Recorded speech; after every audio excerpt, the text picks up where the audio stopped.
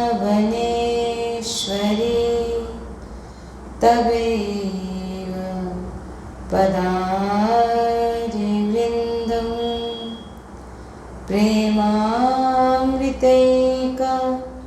मकरन्दरसोगपूर्णं हृदयप्रीतं मधुपते स्मरतापमोक्रं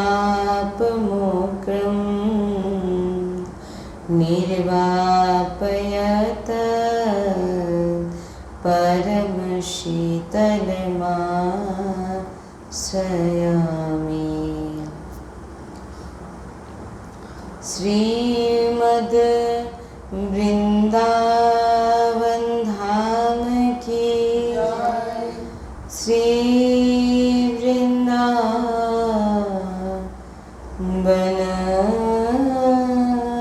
की श्री वृंदावन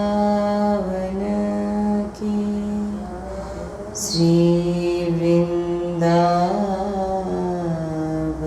की प्राण वृंदावन जीवन वृंदावन सर्वस्व वृंदावन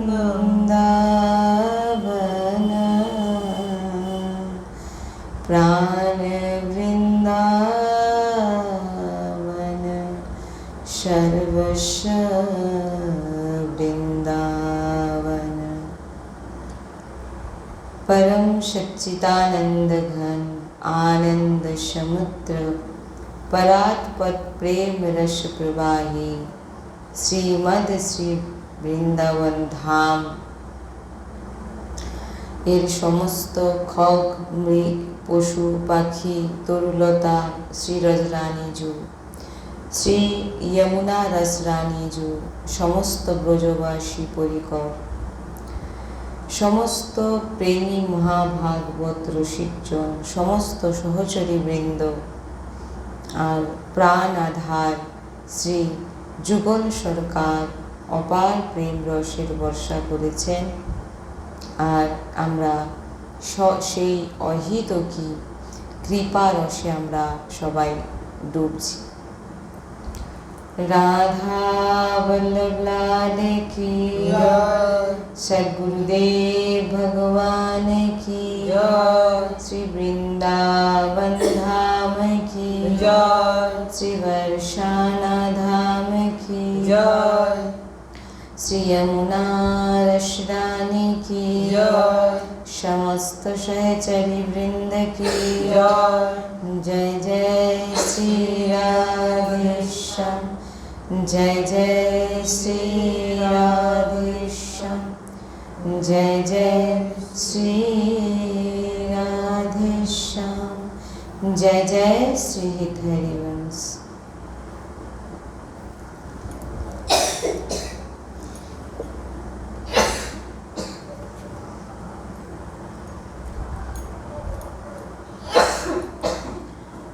আজকের সৎসঙ্গের বিষয়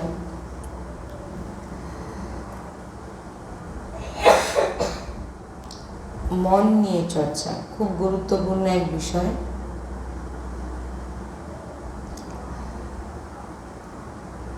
প্রত্যেকের জীবনেই এই সমস্যা থেকে থাকে। তো শ্রী হিত ধ্রুব দাসজি মহারাজ আমাদের মনকে সম্বোধন করছেন।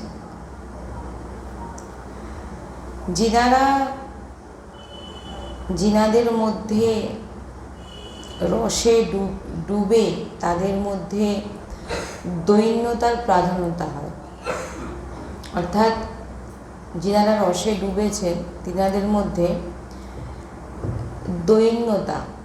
দৈন্যতা মানে দিন ভাব, দৈন্যতার প্রধানতা হয়।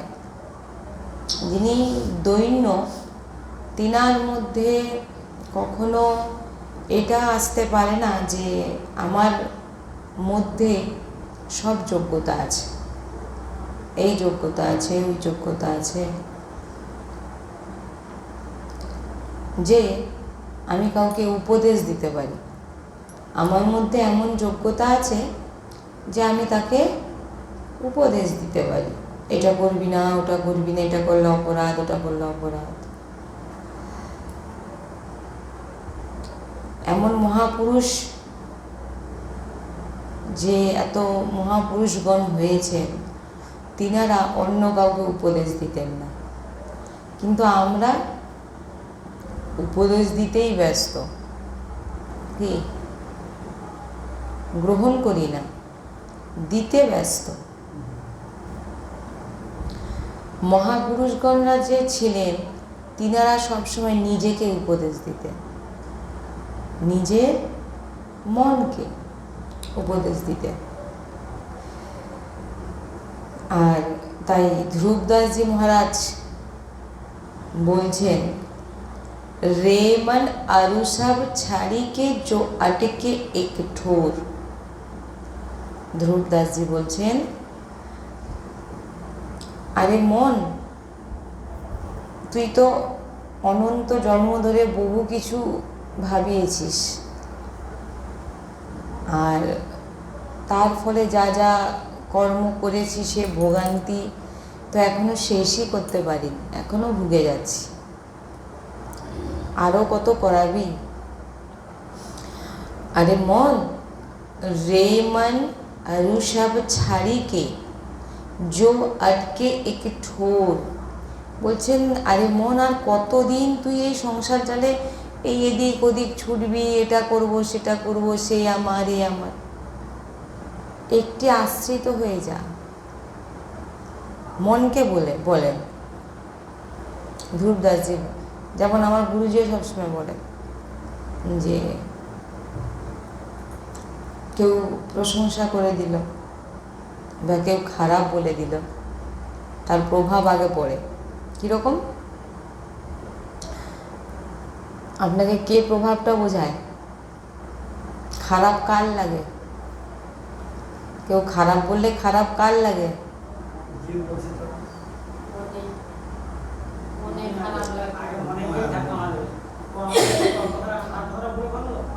আর কেউ যদি ভালো বলে দেয়, তখন শীতলতা প্রদান হয়ে যায়।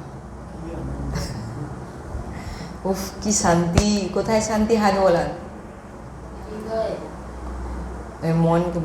মনকে হাত বলান। মানে যে আমাদের এই মনকেই আমরা খুশি করবার জন্য লেগে আছি। কেউ ভালো বলে ফেললে উফ, আর কেউ খারাপ বলে ফেললে সে জগতের খারাপ, সেই। এটা আপনাকে বোঝাচ্ছে কে? দিয়ে আপনাকে খারাপ কাজ করাচ্ছে।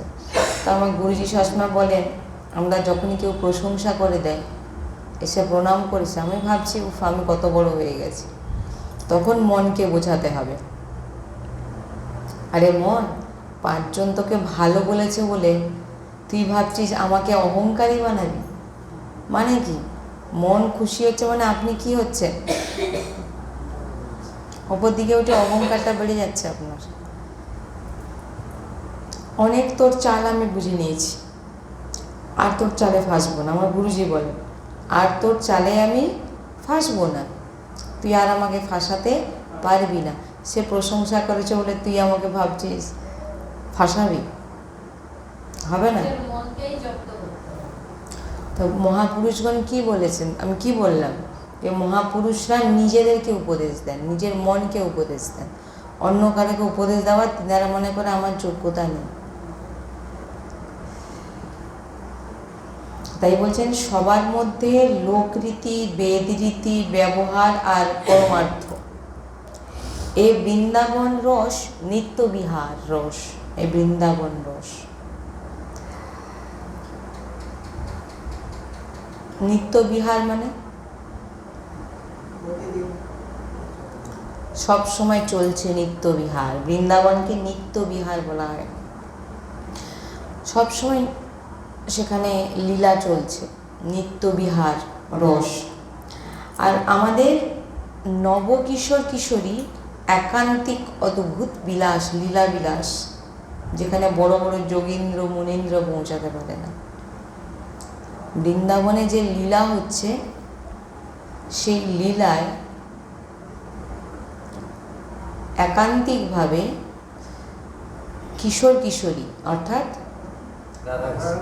কারণ অনেকে কিশোর কিশোরী জানে না, লাডলি লাল জানে না, প্রিয়া প্রীতম জানে না, রাধাকৃষ্ণ এই নাম সব। বৃন্দাবনে রাধে রাধে বলে, আর কৃষ্ণ খুব কম বলে, সেখানে লালা বলে আর প্রিয়া বলে, যে যে জামগুলো আমরা লালজু বলা হয়। তো নবকিশোর কিশোরীর একান্তিক অদ্ভুত বিলাস, যেখানে বড় বড় যোগীন্দ্র মুনীন্দ্র পৌঁছাতে পারে না। লাইনটা একটু অন্যদিকে ঘুরেছি, তারপর ধীরে ধীরে বোঝাবো। যে যেখানে কারা পৌঁছাতে পারে না, কোথায় পৌঁছাতে পারে না? বৃন্দাবনের নিত্যলীলায়। এছাড়া বলছেন অদ্ভুত হরিভক্ত, হরিভক্তরাও কিন্তু নিত্যলীলায় প্রবেশ নেই। যতক্ষণ হরি কৃপা করে শ্রী কিশোরীজুর দাসত্ব, দাসীদের পরিচয় না করায়, কিশোরীজুর পরিচয় নয়, কিশোরীজুর দাসীদের যতক্ষণ না পরিচয় করিয়ে দিচ্ছে লালজু অর্থাৎ ভগবান শ্রীকৃষ্ণ সেই হরিভক্তকে, ততক্ষণ সে কোনো পরিচয়ই পাবে না। সে কিন্তু হরিভক্ত, ভগবানের ভক্ত, কিন্তু সে নিত্যলীলায়, কিশোর কিশোরীর বৃন্দাবনে নিত্যলীলায় প্রবেশ কিন্তু নিষিদ্ধ। কি পরিচয় পাবে না? পরিচয় মানে কি? আপনি তার সম্বন্ধে জানেনই না তিনার কত বড় হাত। এমন আমরা বলি না, আরে তুমি কি জানো, সে কোথায় তার হাত। সেই রকম নিত্যলীলা, নিত্যলীলাদেরও বলছে এখানে হরিভক্তদের প্রবেশ নেই। যদি ভগবান শ্রীকৃষ্ণ কৃপা করেন যে এই ভক্ত, এই আমার ভক্ত কিশোরীজুর দাসীদের পরিচয় করাবেন, দাসীদের, তবে সেই হরিভক্ত সেই দাসীদের পরিচয় পায়। নচেৎ কারোর সামর্থ্য নেই যে লীলায় প্রবেশ করা। তো নিত্যলীলা দূরে, নিত্যলীলা দূরে, যে হরিভক্তদের, রাধারানীর দাসীদের পরিচয় জানতে পারে না। কী কথা বললাম? সর্বোপরি এর ওপর আর কোনো সাধনা নেই, সত্যি বলছি। আর কোনো মানে এটা আমি বলছি না, আমার গুরুজির শ্রীমুখ থেকে আমি যা পেয়েছি আর যেটা আমি একটু একটু উপর অনুভব করছি, মানে এর ওপর আর কিছু হয় না। আর যে এই রসে ডুবে যাবে, সে জগতে আর কোনো কিছু তার, আপনি যেখানেই যাবেন আপনার ফিকা মনে হবে। কোথায় এসছি, সে রস এখানে নেই। দেখবেন এটা, যারা বৃন্দাবন রসে ডুবেছে একবার, কারণ নিত্যলীলা। আর ভগবান শ্রীকৃষ্ণ কৃপা করলেই ওই নিত্যলীলায় দাসীদের পরিচয় প্রাপ্ত হবে, লীলায় প্রবেশ নয়। বলেন ভগবান শ্রীকৃষ্ণের একদম কাছের ভক্তরা অনেক দূর থেকে লীলা দর্শন করতে পারবে, দূর থেকে দাঁড়িয়ে লীলা দর্শন করতে পারবেন, কিন্তু লীলায় প্রবেশ করতে পারবে না। লীলায় প্রবেশ মানে কি? ভগবান শ্রীকৃষ্ণ যে লীলা করছেন, তিনারা হয়তো যে সমস্ত লীলা, সে লীলার পরিকর হিসাবে থাকতে পারবে না। পরিকর মানে সেবা, লীলায় অংশগ্রহণ করতে পারবে না। দূর থেকে শুধু দাঁড়িয়ে কি হচ্ছে সেটা দর্শন করে, সেটা হরিভক্তদের কথা এখানে বলছে। প্রবেশ নেই। প্রবেশ কার? কাদের প্রবেশ আছে? কিশোরীজিকে যতক্ষণ না চরণাশ্রিত হচ্ছেন, বাবু পরিষ্কার কথা এখানে বলছে, আমি বলছি না, পরিষ্কার কথা এখানে বলছে যে নিত্যলীলায় প্রবেশ খুব কঠিন শ্রীজির চরণাশ্রিত না হলে। আপনাকে ঢুকতেই দেবেন, মানে জানতেই পারবেন।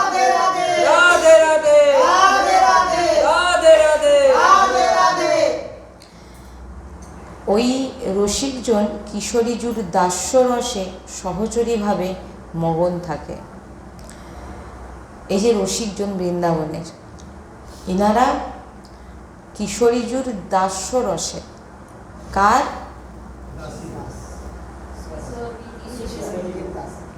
কিশোরীজুর দাস্যরসে সহচরী ভাবে মগন থাকে। কিশোরীজুর দাসী, দাস্যরসে অর্থাৎ দাসী হিসাবে, সবাই দাসী, প্রত্যেকদিন এইটাই শুধু বলতে থাকুন, হে লাডলিজু আমি তোমার দাসী, হে লাডলিজু আমি তোমার দাসী। গুরুজি সবসময় বলে এইটা বলুন, হে লাডলিজু আমি তোমার দাসী। কোনো সাধন ভজন হচ্ছে না, হে লাডলিজু আমি তোমার, তুমি আমার, আর আমি তোমার দাসী, আমি তোমার চরণ কমলের রজের দাসী। চরণেরও দাসীর যোগ্যতা নেই।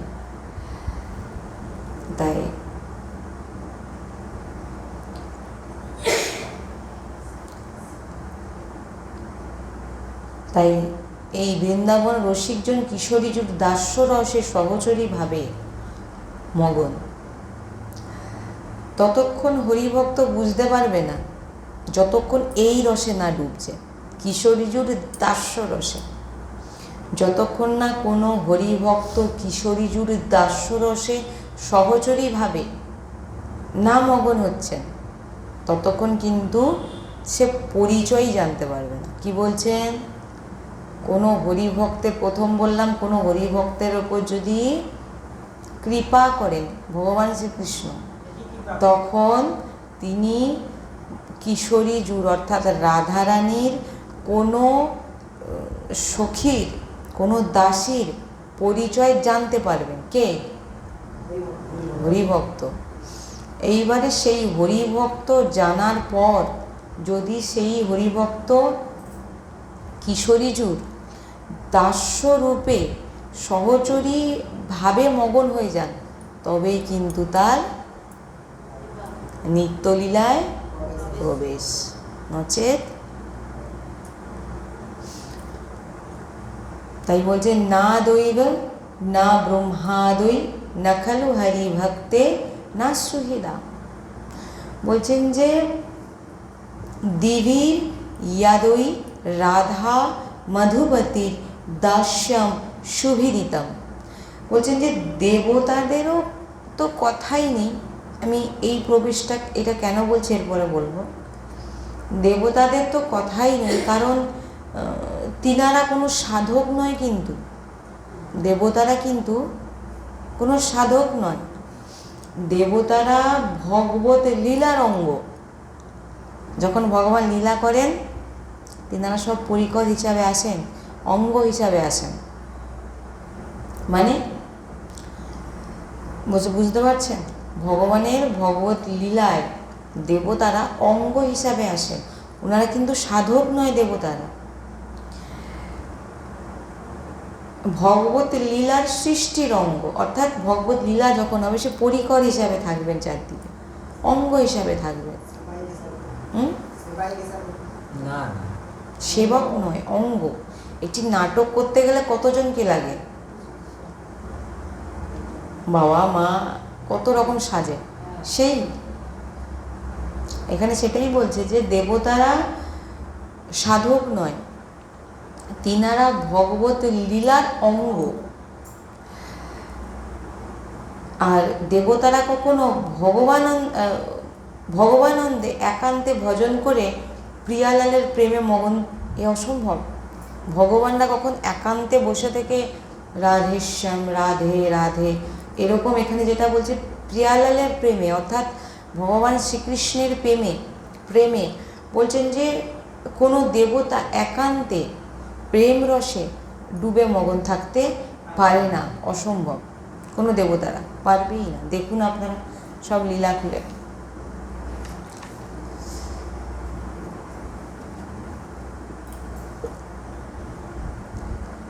দেবতাদেরও দুর্লভ।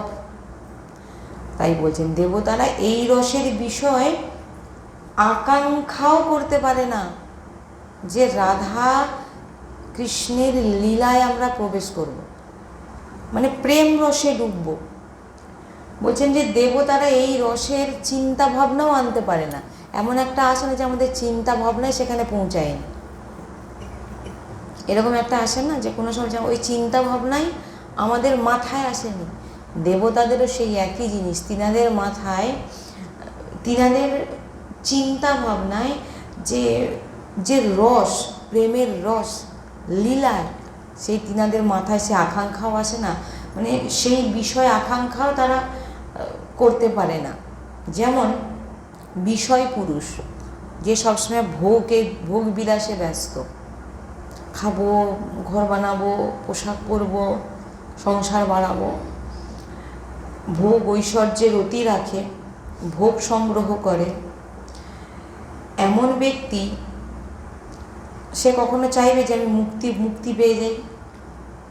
তার মনে কখনো এই ভাবনাটা আসবে যে আমি ভগবানকে পেয়ে যাব? কি বলছি বুঝতে পেরেছেন? যে ভোগী ব্যক্তি তার ভাবনাটা সবসময় কোথায় থাকবে? সবসময় টাকা পয়সা, হ্যাঁ আমি সংসার, টাকা পয়সা, ভোগ বিলাসে ব্যস্ত। তার মাথায় কখন এটা আসবে না, তার আকাঙ্ক্ষাই আসবে না যে আমি ভগবানকে পেতে পারি। আসতে পারে এটা কখনো? এটা আসতে পারে না।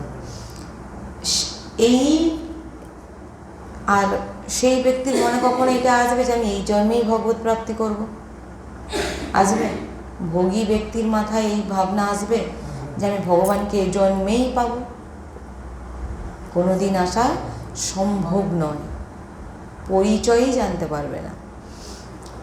তেমন দেবতা এটা চিন্তাই করতে পারে না যে প্রিয়ালালের অদ্ভুত নৃত্য বিহার, অর্থাৎ প্রিয়া প্রিয়তমের রাধা কৃষ্ণের নিত্য বিহার নবনিবৃত্তি নিকুঞ্জে যাব, সেখানে লীলায় অংশগ্রহণ করব, এটা কখনো দেবতাদের মাথায় আসতেই পারে না। যেমন ভোগেশ্বরের রমণ করছে, ভোগকে সুখ মানছে, তিনার ভগবত বার্তা করলেও তিনারা কেবল পূর্ণভাবে, এই যে পূর্ণ করব, একাদশী করেছি, তুলসী গাছে জল ঢালছি, আরও আদি যা, এগুলো করে আমরা কি প্রাপ্ত করতে চাই? পূর্ণ। কিন্তু যে সত্যি প্রকৃত ভক্ত হবে বা ভগবানের কথা শুনতে এসে কিসের জন্যে? কর্মফল, তারা ভালো ফল পাওয়ার জন্যে। একাদশীর দিন শুধু ছুটছে, বাদ বাকির দিন নেই, তার মানেটা কি? যে সে ফল পাওয়ার জন্যে আসছে। একাদশীর মাহাত্ম্য শুনবো, কার্তিক মাসে তুলসী গাছে জল দেবো, দীপদান করব, এইটা করলে আমার পূর্ণ বাড়বে। আমি ভগবানের কথা শুনছি পূর্ণ বাড়ার জন্য, এটা ভোগী লোকদের। কিন্তু কোনো যদি ভক্ত হয়, সে ভগবানের কথা শুনে তার জীবনে পরম লাভ পায়। কে? যে প্রকৃত ভগবানকে পেতে চায়, সে কি আমি ভগবানের কথা শুনছি আর এই আমার জীবনের আধার, আমার জীবন এই ভগবত চর্চা, এছাড়া আমি কিছুতে বাঁচতে পারবো না। কিন্তু আরও একজন ভগবত কথা শুনতে আসছে, তার মনোবৃত্তি সে না লাভের জন্যে। আপনারা কার্তিক মাসের দ্বীপ ঘুরাচ্ছেন কেন বলুন তো? ভগবানকে দেওয়ার জন্য? ভগবানকে মন দিয়ে কি আপনি ভগবানকে দিচ্ছেন? না, আমার খাতায় নাম উঠবে যে দামোদর মাসে এতটা প্রদীপ দান করেছিল। কোনটা বলুন তো? আমাদের মনোবৃত্তিকে আমরা এটা করব আমাদের যেন লাভ হয়। ভগবত প্রাপ্তির জন্য মানে সেরকম পিওর ভালো প্রেমিক রসিক ভক্ত ছাড়া হবে না। এগুলো স্টার্টিং পদ্ধতি ঠিক আছে, দীপদান, তুলসী সব করো, এগুলো কি নবীন ভগবত প্রাপ্তির জন্য এগুলো নয়, জেনে রেখে দিন সবাই। ভগবানকে পাওয়ার জন্য কিন্তু এগুলো নয়। একাদশী, সব কিছু এগুলো নবীন ভক্তদের জন্যে। তাই জন্যে কিন্তু অমৃত ভগবত বার্তা, অমৃত বলা হয়েছে ভগবানের এই চর্চা সৎসঙ্গকে। জীবনের পরম লাভে তারাই মনে করে যাদের ভগবত প্রাপ্তি করার ইচ্ছা। যে ভক্ত ভগবানকে পেতে চায় তাদেরই মনে এই ভগবানের আলোচনা, ভগবানের সৎসঙ্গকে অমৃত মনে হচ্ছে। বুঝতে পেরেছেন? সেই রকম দেবতারা ভগবানের কাছে থেকেও ভগবানের লীলারস আস্বাদন করতে পারে না, তাদের চিন্তাতেই নেই। বোঝা যাচ্ছে? ভগবত প্রাপ্তির সংকল্প তার হৃদয় হবে যার ভোগ ঐশ্বর্যের সমগ্রহ থেকে নিজেকে বাঁচিয়েছেন। যে ভগবত প্রাপ্তির সংকল্প করা যায়, ভগবানকে এ জন্মে পাবই, আমি সংকল্প করছি। রাধে রাধে রাধে রাধে রাধে রাধে রাধে রাধে রাধে। যে ভগবত প্রাপ্তির সংকল্প, অর্থাৎ আমি ভগবানকে পাবো, এই রকম যার হৃদয় হবে, সে কখনো ভোগ ঐশ্বর্যে নিজেকে ডোবাবে না। তাই বলছেন এখানে ধ্রুবদাসজি বলছেন, জো আটেকে এক ঠোর। ধ্রুবদাসজি বলছেন যে ঠোর বলছেন যা সর্বোপরি, যা সর্বোপরি। মনকে বলছেন, দেখ মন দেখ, এই বিষয়রূপী মার্গে তুই আর চলিস না। ধ্রুবদাসজি বলছেন এই বিষয়রূপী মার্গে তুই আর চলিস না। কাকে বলছেন?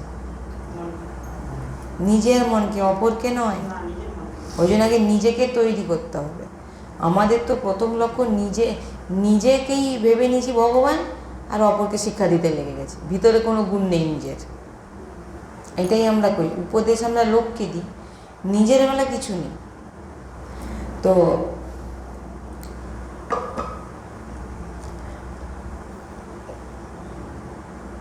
কারণ রাধা বল্লভ লাল ছাড়া তোর আর কেউ নেই এ সংসারে। কাকে বলছেন? ধ্রুবদাসজি বলছেন, আরে মন, তুই আর বিষয়রূপীতে দৌড়াস না, এ কিছু লাভ হবে না তোর। কারণ এ সংসারে রাধা বল্লভ লাল ছাড়া আর কেউ নেই। যদি তুমি 5 জ্ঞানেন্দ্রিয়র সঙ্গে বিষয় বিচরণ করো তো এমন দুঃখ পাবে যে 5 জ্ঞানেন্দ্রিয়র দ্বারা, যেমন চোখ দিয়ে ভালো জিনিস দেখবো, খাবো, শুনবো, এসিতে ঘুমাবো, এই পঞ্চ জ্ঞানেন্দ্রিয়র মধ্যে তুমি যদি বিচরণ করতে থাকো, এইটাই শুধু দেখতে থাকো, এর মধ্যেই যদি তুমি ঘুরতে থাকো, তবে বলছেন যে এমন দুঃখ পাবে না, সে দুঃখ তুমি আর সহ্য করতে পারবে না। আরে মন,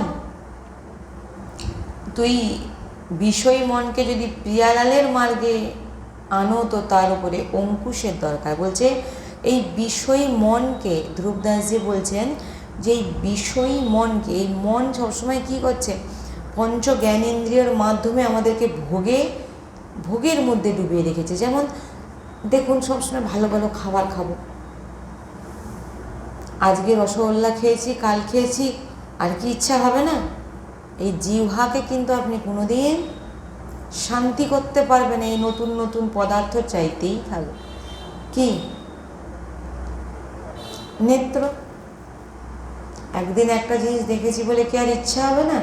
ডেইলি আপনার মনে হবে এটা দেখি, এটা দেখি, এটা আজকে কাল এটা, কালকে ওটা, কালকে ওটা। কানে, নাক দিয়ে স্পর্শ। তাই বলছেন যে এই বিষয়ী মন যদি প্রিয়ালালের মার্গে, অর্থাৎ রাধাকৃষ্ণের চরণে নিয়ে যেতে চাও, ভগবত প্রাপ্তির মার্গে নিয়ে যেতে চাও, তবে তার উপর অঙ্কুশের দরকার আছে। অঙ্কুশ মানে হাতির ওপরে যে মাহুত নিয়ে বসে, কি করে? খুঁজে কি করে? কন্ট্রোল করে, কন্ট্রোল করে তো হাতিকে। এই বিষয়রূপী মনের ওপরে অঙ্কুশ চালাও। কীরকম অঙ্কুশ? मन गज तजी के विषयी मार्ग चलो भजन रस माई রাধা বল্লভ লাল বিন তেরো কই নাই। বলছেন এখানে যে मतवाले হাতিকে অঙ্কুশের দ্বারা মাহুত কি করে?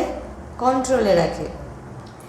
তেমন সাধক তার মনকে, বিষয় মনকে নামের দ্বারা, গুরুমন্ত্র দ্বারা, এই গুরুমন্ত্রই অঙ্কুশ। যখনই মন দেখবেন একটা খারাপ চিন্তা ভাবনা, জোরে জোরে চিৎকার করুন রাধেশ্যাম রাধেশ্যাম রাধেশ্যাম। বা গুরুমন্ত্র যদি থাকে হৃদয়ের মধ্যে, গুরুমন্ত্র কখনো জোরে উচ্চারণ করতে নেই, কাউকে বলতে নেই, জোরে জোরে ভিতরে বলুন, দু বাহু তুলে গুরু যে মন্ত্র দিয়েছেন সেই মন্ত্র। নাহলে নাম জোরে জোরে চিৎকার করে রাধেশ্যাম রাধে, কোনো খারাপ বিচার মনের মধ্যে আসে না। সাধকের জন্য বলছি, বিষয়ীরা এ সমস্ত করতেই পারবে না, তার যদি সৎসঙ্গে না আসে। একটা কোনো খারাপ ভাবনা আসছে মনে, তখন দুবাহু তুলে রাধা রাধা বল্লভকে বলুন। তো গুরুমন্ত্র দ্বারা, এই অঙ্কুশের দ্বারা বশে করা যায়। তাহলে মনরূপী পাগল হাতির অঙ্কুশ কি?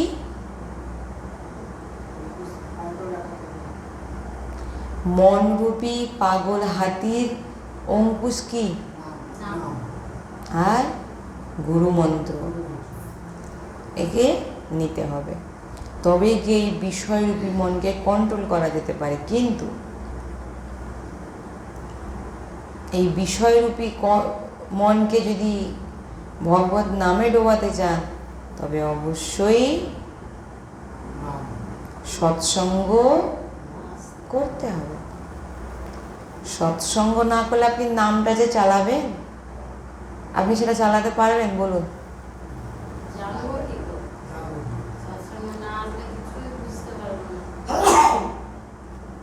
তাই সমস্ত ভক্তগণের কাছে আমার নিবেদন যে সৎসঙ্গে আসুন। যে যত দূর থেকে আমাকে ইউটিউবের মাধ্যমে শুনছে, তারা এখানেও আসতে পারে, সৎসঙ্গে যুক্ত হতে পারে। তো একটা ইউটিউবের মাধ্যমে শোনার আর একটা সাক্ষাৎ, সৎসঙ্গ যেখানে হয় তার একটা মহিমাই আলাদা হয়। সে আমি একবার বর্ণনা করছি সৎসঙ্গে আসলে কি হয় না হয়। তো যাই হোক, তো এই মনের চালকে বুঝে জানতো, একে আমরা অধীন করতে পারবো। এই মন খুব চালাক, আপনাকে এমন প্যাঁচ দেবে আর কি, আপনি বুঝতেই পারবেন না আপনি ভুল করছেন। আপনার ভিতরে অহংকারের অঙ্কুর কিভাবে বৃক্ষ হচ্ছে আপনি বুঝতেই পারবেন না। আপনাকে এমনভাবে ফাঁসাবে, আপনার ভিতরেই বসে আছেন, আর এই মনই আপনাকে ভগবত প্রাপ্তি করিয়ে দেবে, এমন সামর্থ্য। আর এই মনই আপনাকে, তাই জন্য বলছেন যে এই মনের চালকে বুঝে জানতো, একে আমরা অধীন করতে পারি। আর ঘরে যদি কেউ ভাবে আমি শাস্ত্র পড়ে সব জেনে নেব, কোথাও ছাওয়ার দরকার নেই, তাহলে তো এত সৎসঙ্গ হতো না, সবাই ঘরেই পড়ে নিত। যত বাড়িতে পড়ুন, সত্যি কথা বলতে আমরা যতটুকু বলি, অধ্যয়ন যতটা করি নচেত গুরুবাণী, সব শ্রবণ, সব শুনে শুনে যতটা ভিতরে আমরা রাখতে পারি। আর অধ্যয়নের মাধ্যমে কতটা আমাদের কি, আমরা একদম বেকার। সত্যি কথা, আমাদের কোনো সামর্থ্য নেই যে শাস্ত্রকে অধ্যয়ন করে বুঝবো। বলুন, মন তো এদিক ওদিক টেনে নিয়ে পালিয়ে যাচ্ছে। অধ্যয়ন করতে বসে তার কি পড়ে যাচ্ছি তার কিছুই বুঝতে পারলাম না। আবার অনেকে আছে গীতার শ্লোক পড়ছে কিসের জন্যে? ভাগবতের শ্লোক উচ্চারণ করছে কিসের জন্যে? পুরনোর জন্যে, যে আমি একটা শ্লোক উচ্চারণ করছি আমার নাম উঠে যাচ্ছে। আর ওই একটা শ্লোককে তুমি জীবনে ধারণ করো, তাহলে তোমাকে তো আর পুরনো পাপ করতে হবে না, তোমাকে আর ফিরেই আসবে না তুমি। তুমি কেন ছোটো মোটো 50-1 টাকায় তুমি খুশি হয়ে যাচ্ছ? ওই যে বলে না, একটা লটারি আছে না, ক টাকায় 1 কোটি,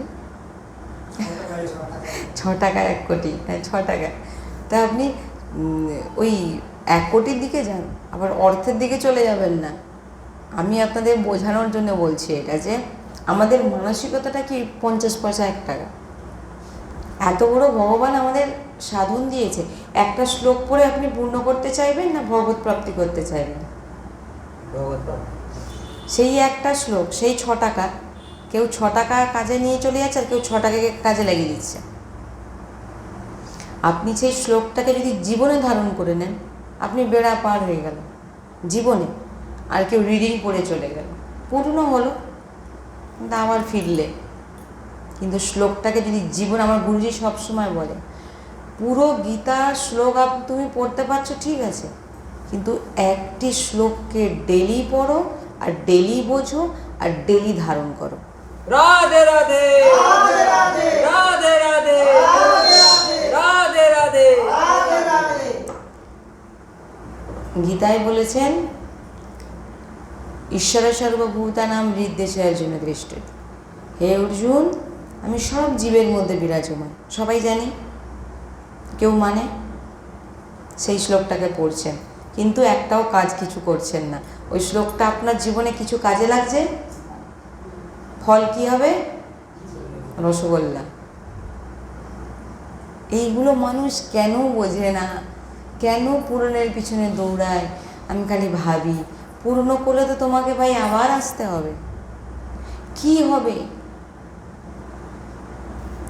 সাধু সন্তরা কোনোদিন পূর্ণর জন্যে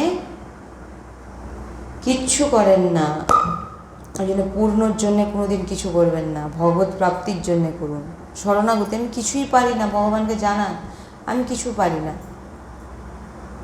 তুমি যতটা করানোর করাও, আমি তোমার আশ্রিত। আশ্রিতটা তা পিওর হতে হবে, নাহলে আমি রাধারানীকে একটু ভজলাম, দৌড়ে চলে গেলাম সেই দেবতার কাছে, দৌড়ে চলে, সেটা আপনি আশ্রিত হচ্ছেন না, আশ্রিত কিন্তু আপনি হচ্ছেন না। আমি আপনাকে বারবার যে এক ভরসা এক আস, আমরা একজনের ভরসা। ভজন না করতে পারি কিন্তু আমি জানি আমি শ্রীজির, নাহলে আমি রাধা রাধা বলছি, 33 কোটি দেবতাকে রেখেছি, যাকে যে দায়িত্বে দেওয়া হয়েছে সেই দায়িত্বটা যখন দরকার হলো তার চরণে গিয়ে ফুল দিয়ে দিলাম। সোমবার বার, শুক্রবার বার, বৃহস্পতিবার বার, শনিবার বার, সব বার। এগুলো বাইরের ক্রিয়া, যারাই করছেন, আমার কোনো উদ্দেশ্য নয় যে আপনারা বন্ধ করে দিন, সেই ইউটিউবের মাধ্যমে কি, আর আপনারাও যারাই শুনছেন, আমার উদ্দেশ্য নয় যে আপনারা সব যে যা করছেন করুন, গীতাও পড়ুন, ভাগবতও পড়ুন, তুলসীর কাছে, তুলসী বৃক্ষে জল দান করুন, দীপদান করুন, সব করুন, কিন্তু ওই গীতা ভাগবতের একটি শ্লোক, সৎসঙ্গের একটি বাণীকে জীবনে ধারণ করার চেষ্টা করুন। না হলে মন যতই করুন, এই মন আপনাকে খারাপ কাজ ঘুরিয়ে ঘুরিয়ে করাবে আর বারবার জন্ম দেওয়া হবে। চাইবেন এই জীবন আর পেতে? কেউ চাইবে না যে আমি আবার জন্মাই, কিন্তু ভক্তরা আবার হয়তো জন্মাতে চায়, কেন? হয়তো ভগবানের আবার ভজনের জন্যে। কিন্তু এই আমি জানি না এগুলো কি পায় এরা করে। বেশ কী বার নিরামিষ খায় আমি ভুলে গেছি, কারণ আমার নিরামিষ আচ্ছা একটা বলুন, এটা ভণ্ড নাকি? এটা ভণ্ড নাকি? আমি ডাইরেক্ট সত্যি কথা বলতে পছন্দ করি, আমি এখানে বসে মিথ্যা কথা বলবো না। বৃহস্পতিবার নিরামিষ খাচ্ছ কেন? আগের দিনের খাবারটা কোথায় গেছে?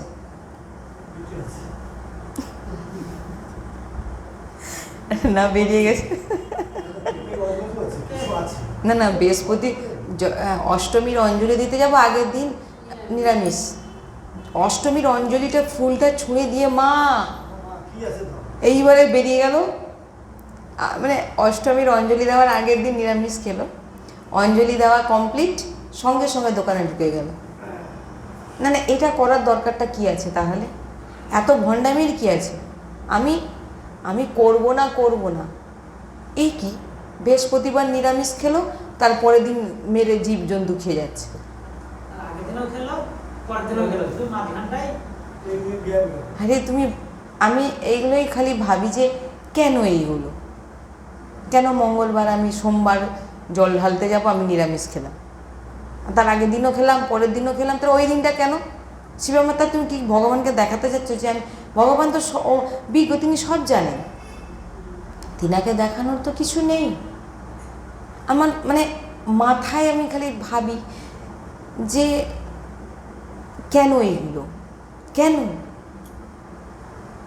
কি পাচ্ছে এর মধ্যে দিয়ে বলুন তো, কেন এটা করছে এরা? ভগবানের সৃষ্টির মধ্যে বৃহস্পতিবার যেই, সোমবার সেই, বুধবার সেই, রবিবার সেই, ভগবানের সৃষ্টি বারের মধ্যে আবার কি আছে? সব বার সমান? এই দিন নিরামিষ খাবো, ওই দিন টক খাবো না, এ কি এগুলো? আমার কারোকে আমি, দেখুন এখান থেকে আমি কাউকে বলছি না যে সবাই বন্ধ করে দিন, যে যা পালন করুন, আমার কোনো এখানে, আমি যেটা সঠিক আমি বলি যে একটি রাস্তা অবলম্বন করুন, সেই রাস্তাটা ধরে চলুন। শনিবার আসতে সন্ধ্যাবেলা বড় মোমবাতি নিয়ে শনির সামনে ঘোরাচ্ছে, বলবে আমাদের আস্থা, আমাদের বিশ্বাস। কি বিশ্বাস? পরের দিন কেটে খাবে বলে বিশ্বাস? দৌড়াচ্ছে, সকালবেলা হলেই বাজার করতে দৌড়াচ্ছে।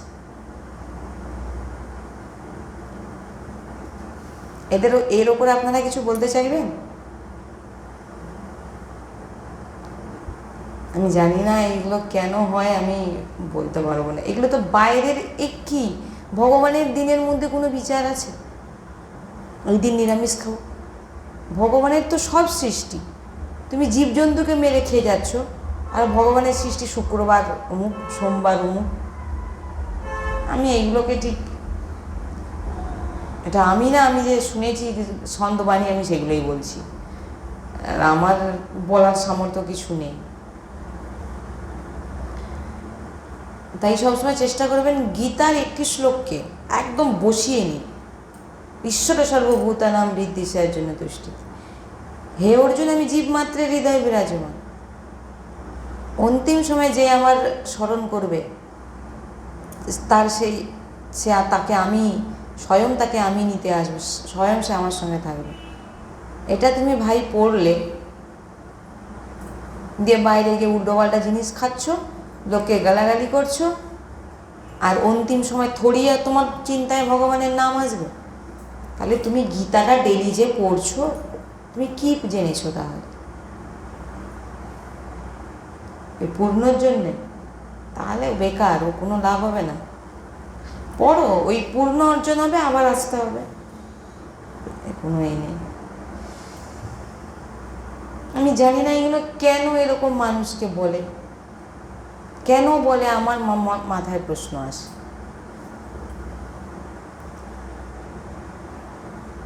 থরি মনকে তারা কন্ট্রোল করতে পারবে, ওই জন্য তো এখানে বলছে হরির কাছের ভক্তরাও যেতে পারছে না। কেন বলছে? অনেক বৈষ্ণবজন, মহাপুরুষগণরা আছেন,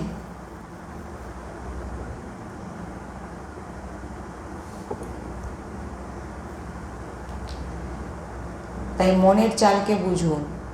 মন আপনাকে গীতাও পড়াবে, ভাগবত পড়াবে, আর কুকর্মও করাবে, জেনে রেখে দেবে। হয় কি, এমন আপনাদের ভুলিয়ে ভুলিয়ে এমন কিছু করাবে না, আপনি নিজেও বুঝতে পারবেন না যে আপনি কি করছেন। বুঝতে পেরেছেন তো? মন এমন। তাই যখন আমরা জেনে যাই ভুলে যাচ্ছি,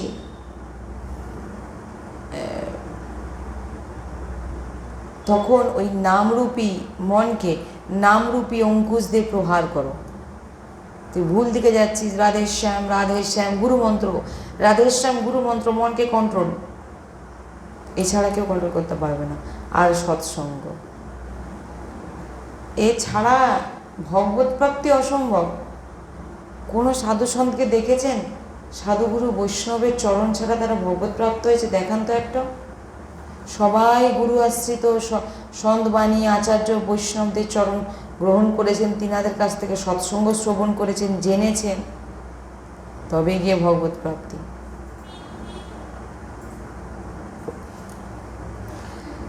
যখন আর তারপরে বলছেন বিশেষ বিবেকবান সাধক অনুভব করতে পারে যে এবার আমার মন অসৎ ক্রিয়া, অসৎ মার্গে, অসৎ চিন্তনে নিয়ে যাচ্ছে। কারা বুঝতে পারবে এটা?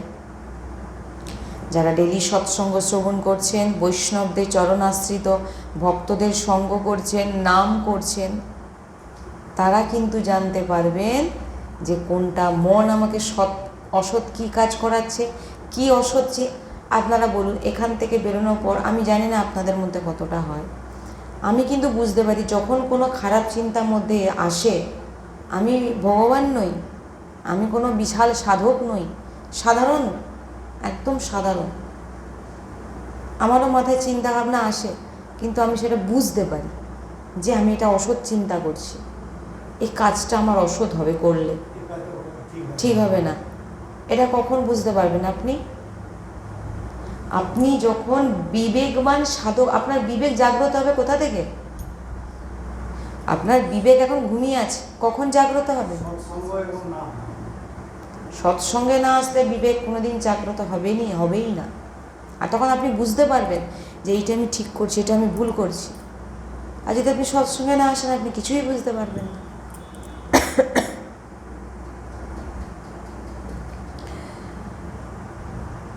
এই যে যত সৃষ্টি দেখছেন, আপনি তখন দেখলে বুঝতে পারবেন কোনটা সৎ হচ্ছে আর কোনটা অসৎ হচ্ছে।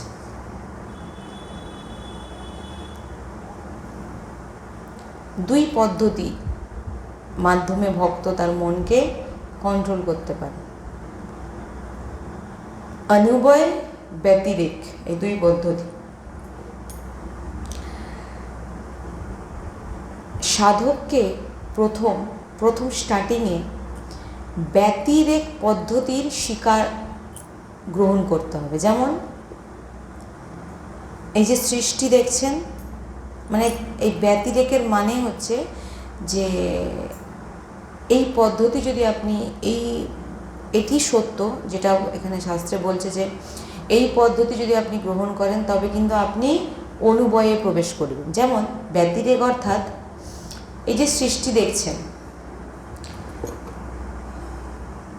সৃষ্টিতে যাকে আপনি সুখ মানছেন, যাকে আপনি দুঃখ মানছেন, এই প্রথম বলি, এই সৃষ্টি কিন্তু সত্য নয়। আছে সৃষ্টি, কিন্তু সত্য নয়, এটাকে আপনাকে মানতে হবে। মানে এই সৃষ্টি কিন্তু সৃষ্টি আছে, কিন্তু সৃষ্টি কিন্তু সত্য নয়। কেন? এই সৃষ্টি সব সময় থাকবে না, দিনরাত পরিবর্তন, দিনরাত যেটা দেখছেন, আর এই সৃষ্টির একদিন প্রলয় হয়ে যাবে। যে সত্য হবে তার কখনো প্রলয় হয় না, চেঞ্জ হয় না। ভগবান শ্রীকৃষ্ণকে আপনি জন্ম থেকে দেখছেন, মৃত্যু অবধি, মৃত্যুর পর ভগবান শ্রীকৃষ্ণ সেই সত্যহীনই, আমিও সত্য না। তাই বলছেন যে ব্যতিরেক যে পদ্ধতি, তাকে স্বীকার করতে হলে আপনাদের জানতে হবে যে সুখ যাকে আপনি সুখ মনে করছেন, আমরা ভাবি না এটা পেলে সুখী হব, সেটা পেলে সুখী হব, সেটা হলে সুখী হব। তাই বলছেন যে যাকে আপনি সুখ মানছেন তা সত্য নয়। যাকে আপনি যাকে দেখে যার রূপকে আপনি ভাবছেন সত্য, কোনো ব্যক্তি, কোনো স্ত্রী, কোনো কাউকে দেখে যার রূপে আপনি মোহিত হয়ে যাচ্ছেন, সেই রূপ সারা জীবন থাকবে? কি হবে? পচে গলে নষ্ট হয়ে যাবে। তাহলে সেটা কি সত্য? আপনি যে শরীরকে ভাবছেন, নিজের শরীরকে, সেটা কি সত্য? আপনি যে ভোগ করছেন, সেটা কি সত্য? ভোগ আজ আছে, কাল থাকবে। প্রথম ব্যতিরেক পদ্ধতি হচ্ছে সৃষ্টির সমস্ত কিছুই কিন্তু সত্য নয়, এটাকে আপনাকে মানতে হবে। এই পদ্ধতির নাম ব্যতিরেক। একে ব্যতিরেক পদ্ধতি বলে। আর এই পদ্ধতি যদি আপনারা নিজেকে তৈরি করতে পারেন যে আমি সৃষ্টিতে যেটাই দেখছি ভগবান ছাড়া সব মিথ্যে, সব চিন্তা করে দেখুন, আপনার দেহ আপনার নয়, আপনি যাকে ভালোবেসে বিয়ে করে নিয়ে এসেছেন সেও একদিন নষ্ট হয়ে যাবে, যে বাড়িতে আপনি আছেন সে বাড়িটাও একদিন ভেঙে যাবে, নিজেও নষ্ট হয়ে যাচ্ছে। তাহলে আপনি ভাবুন, কেবল এবারে ব্যতিরেকের পর তখন আপনি এইটা জেনে যাবেন যে এগুলো সব মিথ্যে। এরপরে আপনার প্রবেশ হবে অনুবয়েতে। এই অনুবয়ের সমস্ত মধ্যে তিনি আছেন। এইবারে আপনার ভিতরে কি আসবে? মুঝমে রাম তুঝমে রাম সব মে রাম समाया। মানে যখন আপনি দেখছেন এই সৃষ্টি সব মিথ্যে, এরপরে যখন আপনি ব্যতিরেক থেকে অনুবয়েতে পৌঁছে গেলেন, সেখানে আপনি গিয়ে সেই মার্গে যখন আপনি চলে গেলেন, তখন সেখানে গিয়ে আপনি কি দেখবেন? প্রত্যেকটা সৃষ্টির মধ্যে কোনায় কোনায় আমার রাধা বল্লভ বিরাজমান। বুঝতে পেরেছেন? সেই স্থিতি জড় চেতন জগজীব সবার মধ্যে, জড় থেকে চেতন পর্যন্ত সবার মধ্যে আমার রাধা বল্লভ বিরাজমান। বুঝতে পেরেছেন? প্রথম স্টার্টিংয়ে কি করতে হবে? পদ্ধতিটা কি?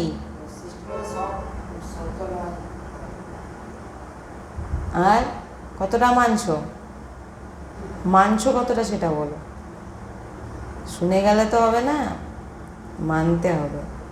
কতটা মেনেছো, কতটা করেছো কিছু আদৌ?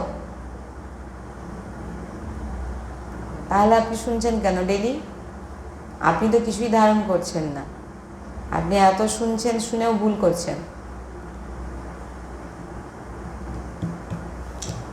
ভরসা যদি না থাকে রাধা চরণা বৃন্দে, তবে কি হলা, কি করলাম, আর নিজেকেই ঠকিয়ে গেলাম।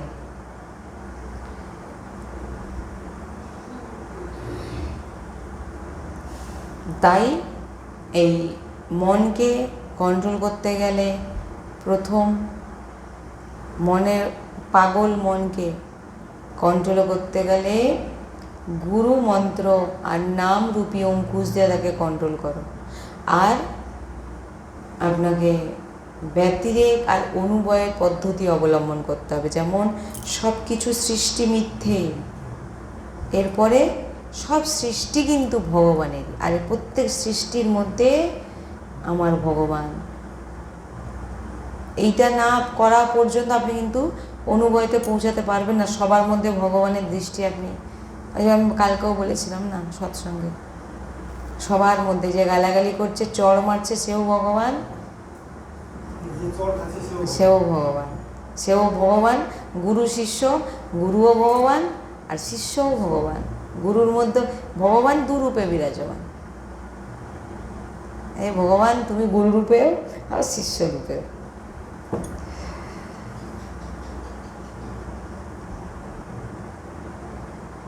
তাই বলছেন রাধা জুকে চরণ নিবাস, যশ বর্ণ হরিবংশ বিলাস। বলছেন শ্রী স্বামিনীজুর চরণাশ্রয় নিয়ে লাল জুকে দুলার করো। মনকে যদি শান্তি দিতে চাও, রাধারানীর চরণাশ্রিত হও আর ভগবান শ্রীকৃষ্ণকে দুলার করো। সোজাসুজি লালজুর কাছে সঙ্গে যদি সম্বন্ধ নয়, সোজাসুজি লালজুর সঙ্গে সম্বন্ধ আমাদের নয়, লালজুর সঙ্গে সোজাসুজি ডাইরেক্ট আমাদের সম্পর্ক নয়। জেনে নিন এটা। আমাদের সম্বন্ধ প্রথম লাডলিজুর সঙ্গে। জেনে নিন আমাদের প্রথম সম্পর্ক কার সঙ্গে? লালজুকে আমরা, আমাদের সঙ্গে কোনো কানেকশান নেই। আপনার ভাব উৎসব এর জন্য আপনার প্রাণনাথ শ্যামসুন্দর আমাদের রতি হোক, আমাদের ভাবটা কি হবে? হে লাডলিজু, হে লাডলিজু, আমাদের আপনার যে প্রাণনাথ শ্যাম সুন্দর, ওনার চরণে যেন আমাদের রতি হয়। আমাদের ভাব এটা হবে, কিন্তু ডাইরেক্ট নয়, ডাইরেক্ট নয়। আপনি কিচ্ছু করতে পারবেন না, ধারে পাশে কি বহু দূরে পড়ে থাকবেন ডাইরেক্ট যেতে গেলে। সখীরা খুব খুব ভালোবাসেন লালজুকে, ভগবান শ্রীকৃষ্ণ। সখীরা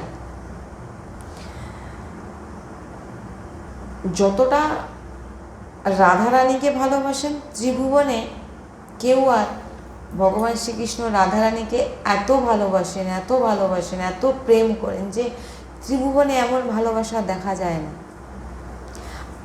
আর বলছেন লালজু এত প্রেম করেন লাডলিজুকে, ভগবান শ্রীকৃষ্ণ এত ভালোবাসেন রাধারানীকে যে চোখের পাতা যে পড়ে না, তাতেও যেন মনে হয় বিয়োগ, মনে হয় কষ্ট, মনে হয় ভগবান শ্রীকৃষ্ণ এত ভালোবাসে। তাই সখীরা লাডলিজুর থেকে বেশি লালজুকে ভালোবাসে সখীরা। কারণ সখীরা জানে এই শ্যামসুন্দর কিন্তু আমার, এই শ্যামসুন্দর আমার, কিন্তু প্রথম লাডলিজু, প্রথম লাডলিজু।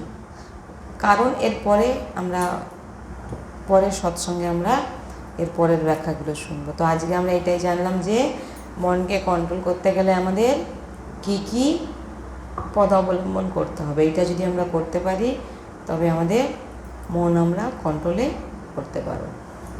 राधा वल्लभ लाल की जय, सद्गुरुदेव भगवान की जय, श्री वृंदावन धाम की जय, श्री वर्षाना धाम की जय, समस्त सहचरी वृंद की जय, यमुना रस रानी की जय, जय जय श्री राधेश्याम, जय जय श्री राधेश्याम, जय जय श्री राधेश्याम, जय जय श्री हरिवंश।